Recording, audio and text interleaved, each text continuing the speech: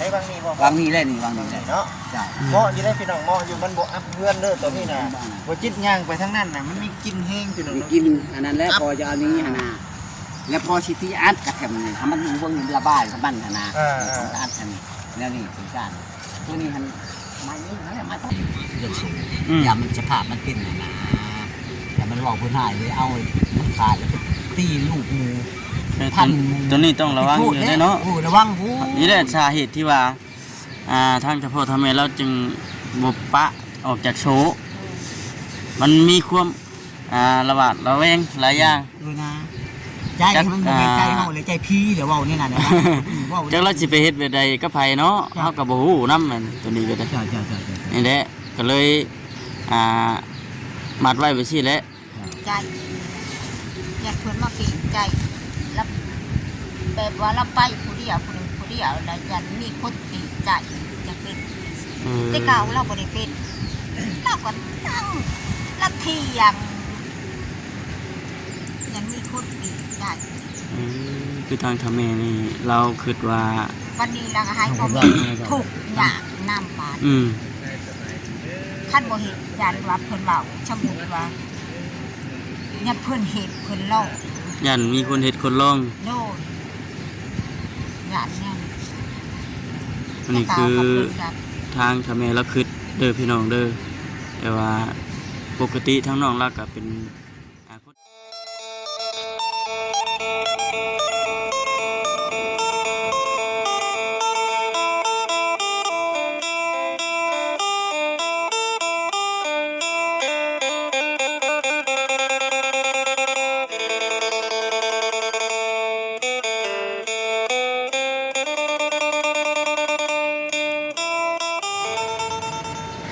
พี่น้องเนาะพบกันอีกจังไรก็ทักทายสบายดีพ่อแม่พี่น้องซีกันเบิดสุขุสุคนเด้อยังอยู่ที่บ้านที่เฮือนของสาวตุ้ยหรือว่าพอตุกับแม่ดอนเพิ่นคือเก่าพี่น้องเนาะก็อีพีนี้ก็เขาสิเข้าไปถามไทยพ่อกับแม่เรานั่นแหละพี่น้องเนาะแล้วก็เบิ่งไปน้ำกันพี่น้องเลยว่าเป็นจังไรแน่คันว่าสิไปล้มน้ำน้องตุ้ยเพิ่นก็คือ14ฮู้แหละเพิ่นก็บ่ได้ตอบสนองหรือว่าตอบสนองในการเว้ากันว่าน้ำเฮานะมีแต่เฮาถามไทยทางพ่อกับแม่เพิ่นรายละเอียดยังกะเพิ่นคือสิฮู้ดีนะพี่น้องเนาะเพราะว่าเพิ่นก็อยู่นำกันตั้งแต่เริ่มเป็นมีอาการแบบนี้นะปะขี่เหือบ่ใช้เพียบใช้บัดนี้เฮาฮู้จักวิธีใช้บัดนี้ใช้อยู่คือกลางอยู่นี่ด้วยนึงอยู่พุ่นด้วยนึงบัดนี้เคนปลาดุก ขี้เหือบ่พ่อ ขี้เหือก็บ่ได้ธรรมดามันบุกเบิดแล้ว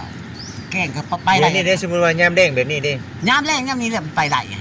มันบุกเบิดหาดนั่น มีโอกาสเนาะบ่ครับเนาะมีโอกาสคันว่าเฮาได้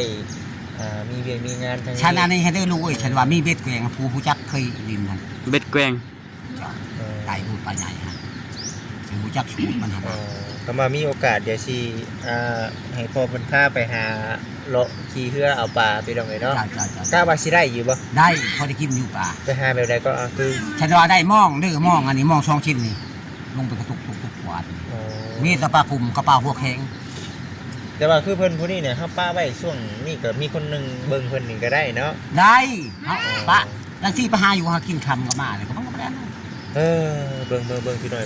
ไปพุ่นนิดที่ผมที่คำอยู่พุ่นที่ เจ้ามันเป็นดินพ่อ แม่นบ่ไปผู้ทอนผู้ไปเดี๋ยวนี้ คุณแล้วก็แม่นฮอดคุณแล้ว ผู้ หากว่าเพิ่นเฮ็ดหัวพวกนี้เฮ็ดหัวแล้วก็ บ่ บ่ อยากเว้าลายรู้บ่อยากเว้าลายเฮาทุกข์แล้วมูลูกนั่นน่ะเว้านี่นั่นสิเฮาบ่อยากมูอยากแพ้เว้านี่ให้ไปเฮาบ่อยากมีปัญหาก็เอาไปลูกหักสาธุเทวดามาหักก็สิเห็นมันก็สิบาป พี่น้องกันบ่ พี่น้องประเทศค้านี่ พี่น้องกันเนาะเฮาบ่อยากเว้าได้ยา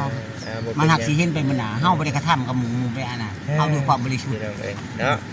มีแต่ว่าสิอยู่นี่เนาะแม่นบ่สิปลูกอยู่นี่เนาะ นี่หน้าลูกนี่วัง ให้เบิ่งได้พอเบิ่ง ไปให้ทางพอเราไปเลาะเบิ่ง แต่ว่าบัดใหญ่นี่ก็เดี๋ยวสิพา FC มาเบิ่งคือกันกับว่าใหญ่เด้อพี่น้องเด้อเนาะ บนเพิ่นสิใหญ่ใช่เนาะ มันต้องห่างไกลจากต้นไม้ใหญ่พวกนี้ บ่พอสิขึ้นไปห้านนั่นห้านถึง ขึ้นได้บ่ พอขึ้นนะฮะมีดอกให้เขาเล็กน้อยขึ้นห้านเนาะก็ได้ อัน เอา นี้ บ้างไหนครับ ตัวนี้บอกของครัวเองมาคามวานพอดีได้ลูกมาเทนาพอดีลูกมาคามวาน เห็ นั่ น น บ่ อันนี้ยังไม่ทันสุกเนาะ มีโอกาส นี่ พี่น้อง นี่ เนาะ นี่บอลูกเองพุ่นไปพุ่นได้ดินโผล่ ยังดีที่ว่ามีดินเป็นของตัวเองพี่น้องเนาะยังดีให้บางนี้บ่ วางนี่แหละนี่วางนี่แหละ เนาะ จ้า เหมาะอยู่ได้พี่น้องเหมาะอยู่มันบ่อัพเพื่อนเด้อตัวพี่น่ะบ่จิตย่างไปทางนั้นน่ะมันมีกลิ่นแห้งพี่น้อง นี่ เนาะ กินอันนั้นแล้วพอจะเอานี้หนาแล้วพอสิที่อัดกระเทียมนี่ทำมันอยู่เบื้องระบายกับมันหนาอัดอันนี้แล้วนี่เป็นการตัวนี้มันมาเยอะนั่นแหละมาตลาดนี่ห้าทิ้งก็ได้ แต่ว่าต้องอันตัดกกไม้กกตอกออกก่อนได้เนาะ จ้าเป็นตัวยากต้องพอคืออันนั้นแหละมือนี่ฉันว่า อันนี้เฮาก็เดี๋ยวสิ พอนี่อันนี้มันสีจ้างอะไรน้อยขึ้นไปห้างให้ถามเขาสิห้างได้พวกนี้มาสิถักสิพวกกระสอบจะไปชูเอาในนั้นบ่ได้ได้พวกลูก อันนี้ก็อยากเอาออกแต่ถึงแล้วนี่แต่ว่าบ่มีงบซื้อเครื่องของซื้อเนาะ จ้านี่จะออกที่เจรนาเนาะแต่ที่พอเสียเป็นนี่จะถามละ ใช่ มันแคบ แคบใกล้ของน้ำโพดเนาะ จ้า เป็น นั่น น้ำโพ แต่ ด ที่กินมันนะ เ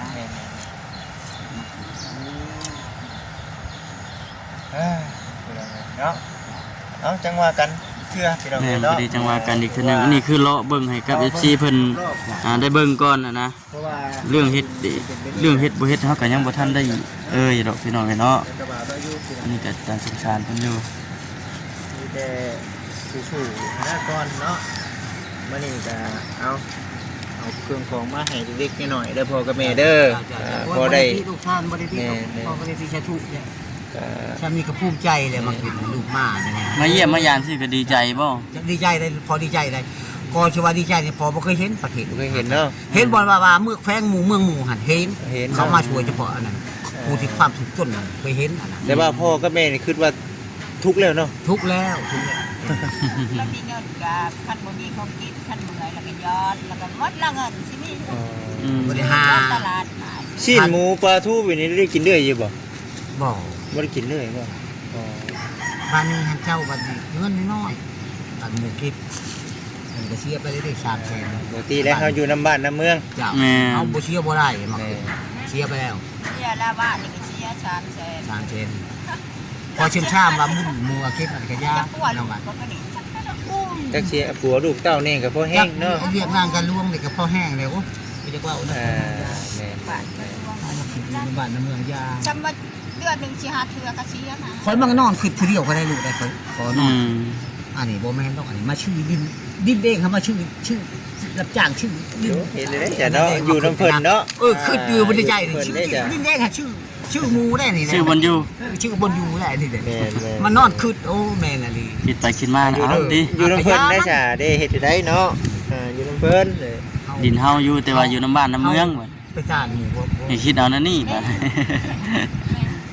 จุดนักนี่ตัวนี้เลยแห้งจังได๋แห้งอะไรหั่นน่ะเล่งแห้ง เพิ่นข้าวหันโอ้ยเด็ดขาดแล้วบ่ให้ ลูกคอนี่นะขึ้นแห้งอยากได้เครื่องมือนี่แหละกรรมกรนี่แหละตัวนี้พ่อได้กินเข่านี่ฉันว่าได้ตัวนี้แม่มอกระยาพอออกไปก็ได้เรื่องเหตุผมมีปัญหายังเคยถูกดำมาโอ้ยบ่ย่านเนาะดำหน้าข้าเลยก็ดำบ่ย่านเนาะ เป็นหน้าแบบไหนก็ปัจจุบัน หน้าทำแล้วบ่แหละ ห คั น้าน ทามบ่ ฮะ หน้าทามบ่ หน้าท่ามหน้าข่อยหน้าคัก เดี๋ยวนี้มีน้ำอยู่บ่เดี๋ยว เดี๋ยวนี้บ่มี สมมุติว่าเฮ็ดหน้าแช่งหน้าปี หน้าปีหน้าแช่งได้หน้าแช่งฉันนี่จ้ะ หน้าปีนี่บ่ท่วมบ่ บ่เป็นย่ำถูกฉันท่วมข่อยเขาก็ท่วมเบิด แม่นบ่ ฉันท่วมข่อย เคยอยู่บ่เคยถ่วมอยู่บ่ บ่มันมีช่องถุงได้อันนี้ถุงนึง อ๋อ มีผ้าในถุงนึงอยู่โน่นหั่นมันมีช่อง มัน ถุง ก็เลยกลายเป็นคนบ่มีหยังเนาะ เจ้ามันเป็นชั่วโมงปูเลยนะลูกนะเว้าเนี่ยนะ อืม ถ้าหากว่าเรามีอุปกรณ์นี่เราสิพ้นจากความทุกข์ยากเรื่องเขาวเรื่องน้ำเนาะเป็นปกติได้พี่น้องเนาะอัน แต่ นี้แหละ ไทยควายก็ยังได้ข้าวช่องเหล่าแม่ อ๋อ บ่แม่นมันบ่เป็นได้ลูกเขาว่าได้ เป็น เป็นใช่เขาเสียข้าวนี่แต่เขาได้ฮอด ปะหน้ามานี่3ปีแล้ว บ่สิไปนับ3ปี บ่รับ3ปีนี่ 5 ปีเลย 5 4 5ปี6ปีนี่ล่ะ ก็บ่ได้ปะ ก็บ่ได้ปะขอ บ่พูดว่า เสียอยู่คือ เก้าค่ะ บ่เพิ่นว่าปะที่ว่าเฮาบ่ได้ดำให้ดำนานะ ดินนั่นด้วยนุ้ย อืม นี่เขาเช่าชวนมัน ไอ้ป้าอันนี้ มัน ป้า แม่ ฉันว่าแล้วพี่สิมาแล้วฮอน5ปีแล้วพอสิหยุดเลยบ่ให้เฮ็ดอีกพอสิปลูกกล้วยอีกนำหนูสิปีที่สิปลูกกล้วยแล้วรับพันต้น อืม ปลูกแต่กล้วย นี่ในเรื่องธุรกิจเนาะ จ้า ก็ดีได้ที่ว่ามีความคิดอยากเฮ็ดอยากหาเนาะ นี่ทั้งพอเว้าไม่ขยุ่งพอทำนี่อูรู้ด้วยนี่อยู่มานานถึงไม่รู้ลายพอปลูกเองนะ มีขยุ่งก็ได้หมูอ่ะบางใส่ไปทับอยู่ ไม่เชียงไผ่พอเป็นแถวเลยนะนี่สิบ่แม่นว่าไม่นี่ไม่ผู้บ้านขอเองเลยปลูกนะ แล้วก็บ้างเรียนใส่รับ ฉันว่ามันมีเครื่องมือ ต้องผ่าช่วยช่างละบดแป้เผา บ่แม่นเว้าคอยบ่ให้หมูลื่นดอกช่างเฮ็ดให้หมูชิดดิ้วคือกันนี่ โดยเอา มันบ่มีเลยมันบ่มีทุนบ่มีแท้ๆนะ ต้นทุนเนาะต้นทุนเฮาเนาะ อุ๊กตัวนี้โอ้ยแล้วมันเป็นคนบ่มีแล้วมันเป็นชั่วโมงก็ปลูกเลยแหละ คิดบ่ชอบบ่เข้า คือบ่คิดหาเลยบัดนี้บ่จักว่าสิเว้าเลยนะ สิคิดจังไดจักสิเฮ็ดจังไดติ ชั่วโมงเลยนะ ไทยกับว่าสิคือบาทคือเมือง เอ้ย มันบ่ได้ที่ได้ก็บ่ได้รถไทยให้กันดิ ได้อยู่มันบ่มี อันนี้แหละเพิ่นเอิ้นว่าบ่มีต้นทุนเนาะ เพราะว่าอุดเว้านำแม่ยะแม่บ่จักว่ามาเข้าไปเราพาไปช่างเฒ่าเลยคนว่าพอได้ลูกไทยบ่เราบ่ให้ไปหั่นน่ะ อยู่น้ำกันนะแม่เนาะอยู่เบิ่งลูกน้ำกันเนาะ พ่อบ่อยู่บ่แฮงสิยากตื่มอีกบัด ยากได้คันเห็นเพื่อนแล้วก็อุ่นน้ำเพื่อนเด้ อืม ยาก เบิ่งจะไปแข่งนี่ไปหา ยากป้าดูช่างแล้วก็แล้วขอ แต่เวลาถ้าพ่อเราไปหาอยู่หากินที่เฮาก็ยังปลุกเนาะยังยากแล้ว คันรู้เนโก้แม่ก็ป๊อบแม่แล้ว เป็นได้ได ป๊อบ ย่านนั่นจักมันสิมันบ่จื้อ เออย่ านลูกเองก็ย่านลูกเองฉันพอมาแล้ว ป๊อบแล้วหน่อยเร็วโชด งูดูได้ ลูกรถเนาะ เวลาเล่าตะบิดหาจะไปอีกเลย อันนี้ได้ ที่ได้ เออ เนี่ยนี่หันทำไปไกลก็ยังว่าละผ้าโชว์ ฉันเห็นคอยเลยเห็นบ่ฉันมันโยกโดดมันอันนั้น ใจ อืม มันบ่หานย่าน คิดได้น่ะเนาะอยู่กับเวลาอยากนอนก็นอนลุกก็ลุก นี่ผู้ชี้เขานี่แหละแล้วว่าชิชลกใต้เนี่ย เอ้าคือว่าซั่น อ้าวเมื่อวานจะชันนะได้คอยมันมึงไงแล้วก็คอยจะชลกไปแล้วบัด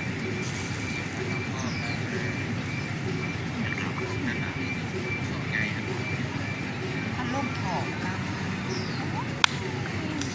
คอยก็บริโนดมันเกิดขนาดล่ม ของหัน นี่แหละตัวจบนี่แหละขนาด เดี๋ยวนี้แล้วมันคล้ายๆเลยอันนี้ว่าหันนะกูมันปล่อยมันเตาชิมเตาชิมที่นั่นคือชื่อชิมเขาตากแล้วตารางมันเอาไปดึงจะไปทางไหนคนในคนผิดนะไปกับมันทิ่ม บ่โอ้คันว่าเพิ่นดูดไปเนี่ยแม่นไปหาลักเป็นเสือเป็นแพร่เป็นสิน บ่รักไป เอาไปเลย ไปบ่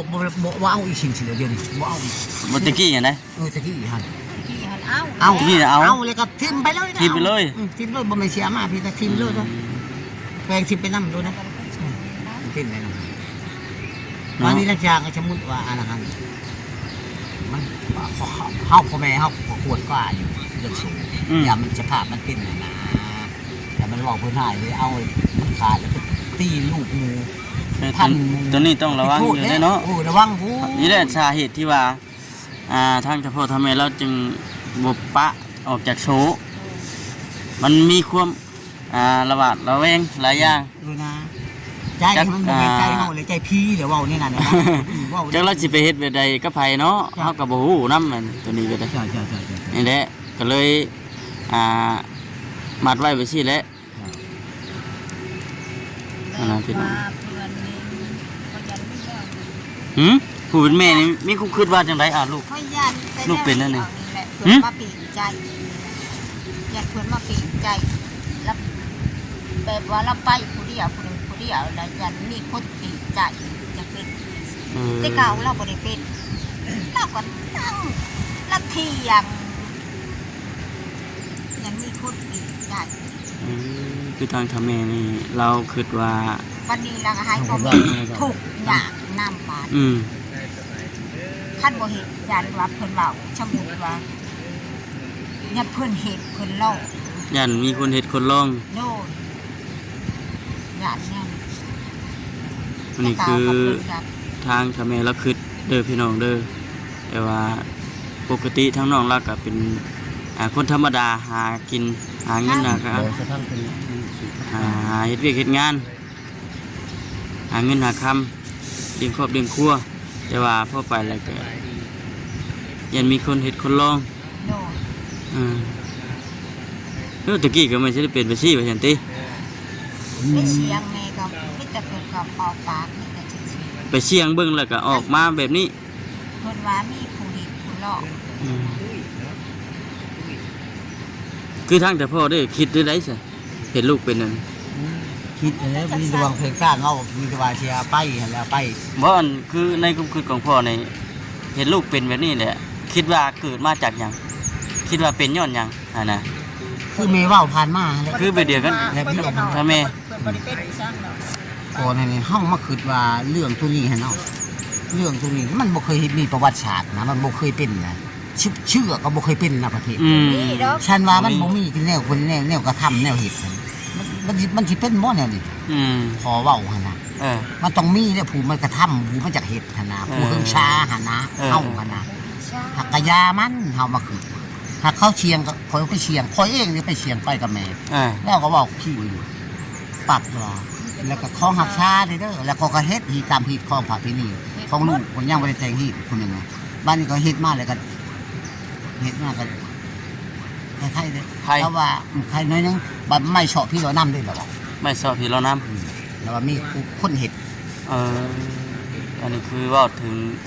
ความเชื่อของบุคคลเด้อพี่น้องเด้อเราบ่แม่นว่าเมารวมดอกอันนี้ก็ได้ความเชื่อของไผลาวอันนี้เรื่องแบบนี้มันก็แล้วแต่บุคคลว่าสิเชื่อจังใดนะนี่ก็ตามทางหมอเพิ่นว่าเนาะถ้าว่าเนาะนี่ไปทางแบบนี้เพิ่นก็ว่าอีกแบบนี้เห็นว่าไปทางหมอพื้นเมืองเพิ่นก็ว่าอีกแบบนึงมันสิแบบสองอย่าง พอเขาไม่ได้เชื่อไปในดอกโดนนั่นนั่นคือความงมง่ายกับมีหั่นนะพอคืดหั่นน่ะหลายประเภทพอมานอนคืดนี่อันนึงในตัวนี้เลยแห้งนะพอคือนอนคิดหากก็บ่ได้เว้าให้แม่เราฟังนอนคิดตัวเดียวตัวนี้มันขึ้นแห้งสมองนี่นะประสาท โรคประสาท นี่แหละชาวตัวนี้ชาวปราบตัวนี้ได้โอเคดินี่มันตัวนี้เลยแห้งเวลามันทิ้งคนมานอนคนมาสักทีคนเบิ่งมันเว้าคนเดียวมันว่าเวลามันพิงมันเว้าอยู่ไดมันว่าโอ้มันเป็นอะไรวะเฮาเจ็บมันว่าเจ็บนี่ดิมันเว้าผู้เดียวมันเจ็บ ก็ผู้เดียว มันเว้าผู้เดียวมันหั่นคนนั่ง นั่งพังผู้เป็นพ่อนั่นก็นั่งพัง เขาก็บ่ได้อ้อนนั่งมันเจ็บมันยังพอเห็นมันเว้าขนาดมันเว้าผู้เดียวมันหั่นมันว่าฉันว่าพี่ปอบกับมันตายยิงยังไงมันออกเว้าเนี่ย บ่ มันเว้าผู้เดียวมันอ่ะมันเว้าว่าจะพี่ปอบกับตายอันนี้นี่นะมันว่ามันยังว่านี่มันขึ้นมีหัวนี่นะมันเว้า หัวสิดิโดยพี่น้องเอ้ยเนาะ ก็คือว่าวันไหนพี่น้องเนาะคืออาการทั้งน้องแล้วก็บัตรชวดหัวเมื่อก็ว่าง่ายๆกับบัตรชวดหัวเมื่อก็ชวด จะรู้จักเบิด ผู้จักเบิดปกติคือเฮาธรรมดานี่เนาะ ธรรมดาเนี่ยเหรอ เพ ราะว่ามันเราว่าเฮาปีนนี่น้องกับป้าบ่เห็นมาจอบมาคอย อันโตที่ว่าเพิ่นเว้าที่น้องบ่มาจอบมาค่อยนี่เพิ่นเว้าผู้เดียวบ่ได้ว่า เดียวแล้วเว้าไอ้ผู้เดียวมันก็บ่อยู่พ่อแม่ว่าคือน้องก็บ่มาเฮาเห็นเฮาชั่ว เวลาเฮาเป็นแบบนี้ เห็ ที่ นมันว่าเฮาชั่วแต่มันดีได้มันเว้าหั่นน่ะเป็นชั่วโมงผู้ใดมันเว้าหั่นได้มันไม่เห็นเฮาว่าเฮาเขาพังแล้วผมอันนี้ถ้ามันเวลามันบ่พลิกนะเวลามันตั้งได้ชั่วข้าวหั่นน่ะแล้วมันไปทางใหม่ เนาะ ฉันว่าคือลูกว่าฉันย่าฉันพอจะให้กินลองๆอยากสาบต้องลองเบิ่งว่าเชียร์ให้ประมาณ3เม็ดอยู่ในสิทับใช้น้ำทำครับเจ้าใช้น้ำแล้วก็เอาไปตั้งไว้หั่นแหละเพิ่นจะกินยามใดก็กินเนาะบ่กินแล้วน้ำเสียน้ำเยอะ เพราะว่าจากที่บ่คำจากที่เฮานั้นได้เห็นมานี่ก็เพิ่นคนในบ้านนั่นแหละตามที่บ่คำเว้าเมื่อบ้านนี่แหละพี่น้องเนาะเพิ่นกินแล้วก็มันสิระงับประสาทเฮาก้มให้เฮานอน ได้พักผ่อนอีกอันนั้นนะก็เลยแบบดีไปน้ำแต่ว่าต้องได้ต่อกินตลอดกินตลอดเอาเดี๋ยวชิเข้าไปโอ้ลงกันตั้งพ่อแม่เพิ่นก่อนเด้อพี่น้องเนาะเอาไปเบิ่งกันใกล้ๆเลยลืมคำแล้ว โดยบ่ได้แม่นแนวนี้ โอ้ เขาเป็นคนหูผู้นี้ ตะกี้นะ ล่าจะถึง เป็นเวลา3 ปีปลายเนาะ 3 ปีป้ายเลยเป็น ผูกไว้แบบนี้3 ปี โดย บ่ได้อาบน้ำ5-6 เดือน บ่ได้อาบน้ำ6 เดือนเลย โอ้ยเนาะ แล้วก็จักชีวาได้แม่กระทันปัญญาอะไรบ้าง จนปัญญาแล้วเนาะแม่เนาะ จักแน่จะเฮ็ดจักอีช่างช่าง คือณตอนนี้แม่คำว่าเลือกได้แม่สิเฮ็ดใดๆกับลูกคนนี้สิปิ่นปัวอยู่แบบใดก็อยากปิ่นปัวเนาะ โดย คือตอนนี้นะอยากปิ่นปัวตอนนี้เนาะ แต่ผู้หายจะให้ดีนี่แหละอย่างคือบ้านคือเมืองนี่นะอยากให้ไปคือแต่เก่าแต่ก่อนคือนั่นเลย FC คือว่ามีโอกาสหายบ่พี่น้องเอ้ยเนาะ ใช่ไหม อ๋อโดยมีโอกาสหายบ่ จัก แบบ แน่ นี้เนาะ ได้จะเฮ็ดนะ แบบนี้ได้พี่น้องเอ้ยเนาะจังว่าพากันคิดน้ำอุกอังใจอยู่ โอ้ยอุกแล้วลูกเอ้ย แม่นี่ว่าคิดว่ามีความหวังอยู่บ่มีความหวังว่าสิเศร้าอยู่บ่เพิ่นบ่ชงบ่ นี่แหละ บ่ชงเนาะในความฮู้เฮาตอนนี้เนาะ แหละเนี่ยนี่ไปแหละหมดมอเกิดไปเมื่อไรคิดถองคิดทำมัดจะได้แม่ไปแล้วได้ ไปเบิดเลยติ แต่ว่ายังบ่ท่านได้เขาทั้งพี่น้องทั้งนี้ก็ว่าให้ไปอีกก็ไป อ๋อ ท่านนั้นก็ไปแล้ว ว่าได้จากดี อ๋อ ไง อ๋อโดย เมื่อเกิดมันเพิ่นช่วยกันเอาเป็นมันเพิ่นยืน บอกอยากให้เพิ่นช่วยอยู่เนาะ โดย เพิ่นช่วยก็ดีใจเนาะแม่เนาะ โดย แต่ว่าณตอนนี้เนี่ยเฮาคันช่วยนี่ก็ต้องเป็นหืดยาเนาะบ่ครับเนาะ สำคัญที่สุดก็คือเรื่องยา กับอันนี้หันกับบริยาไทยอันนั้นนะว่าตามเพลงแค่นั้นแหละ บอก แม่ก็บริยาไทยดูขึ้นแต่เก่าแต่ก่อนจะไทยคือเราอยู่แต่เก่าแต่ก่อน อ๋อ เขาว่าอย่างว่าบ่ค่ะเขาแล้วก็เพิ่นว่าเว้นเพิ่นเดียวเพิ่นแหละนะคะก็บ่ได้ว่าน้ำนี่เนาะว่านั่งดีๆแด้นั่งดีๆแด้ อ๋อ นั่งดีๆแด้ลูกฟังเพิ่นเว้าเพิ่นอันนี้หั่นนะเฮ้ย คันได้เรื่องคือเรื่องยานี่เฮาต้องซื้อมาให้เพิ่นแต่ว่าคันเอาไปนี่ตอนนี้ยัง อันนี้ บ่ ฝา โอก เคปานใดพี่น้องฮะ ขั้นบริสุทธิ์กับเพิ่นก็บ่เขาบอก แม่นบ่อ๋อ ไอ้เก่ามีก็บ่เคยอะไรตัวเองล่ะเจ้าบ่ได้ดูดยาแต่เก่าแต่ก่อน อ๋อ เอามา เอามาดิ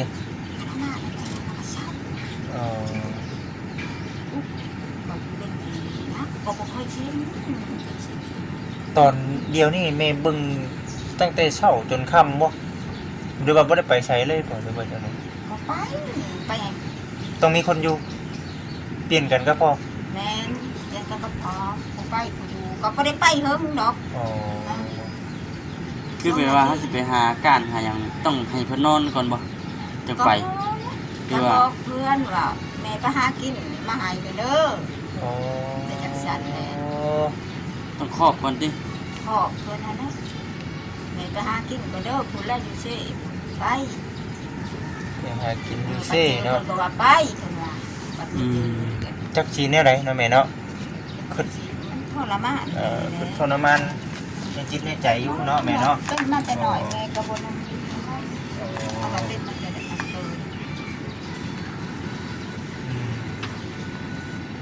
คือเห็นสิเด้พี่น้องเนาะ อันเล็กแม่ยังข้ามขึ้นสวัสดี อ๋อโดนแล้วนะ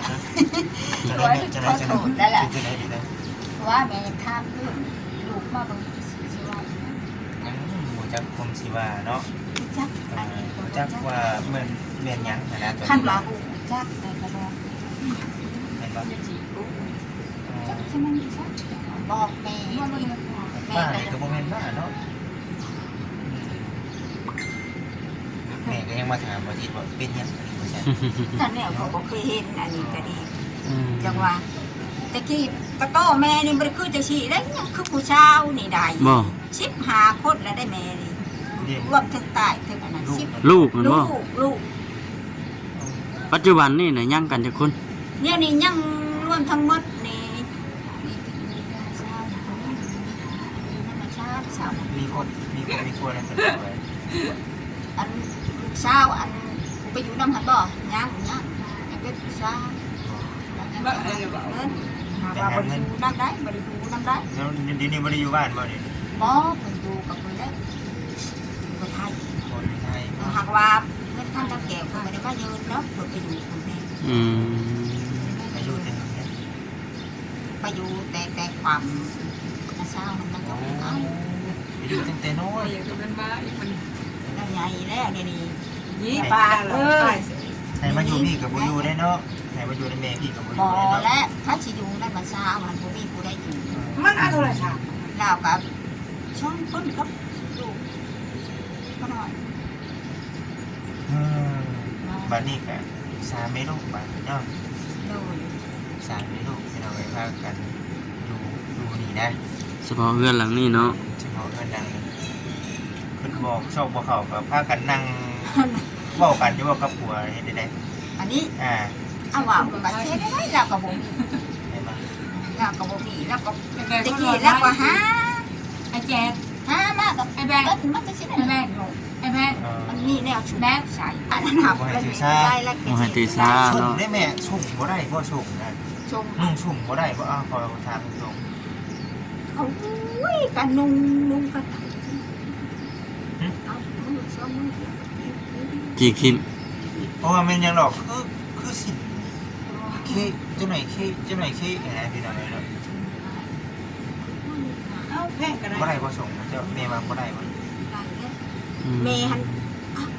ท่านว่าแล้วก็ชูแล้วจุก โอ้ พาเลยมันฆ่าโชว์สเก็ตฆ่าโชว์ บัดเวลาเขาปวดท้องทายเขางามเราบ่ได้บอกว่า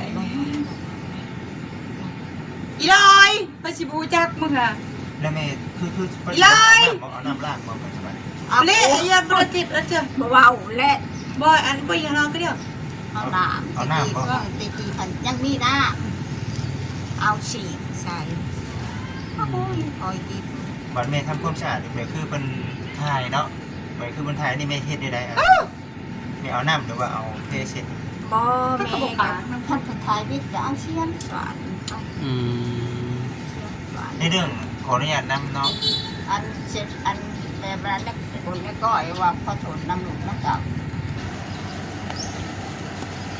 พี่น้อง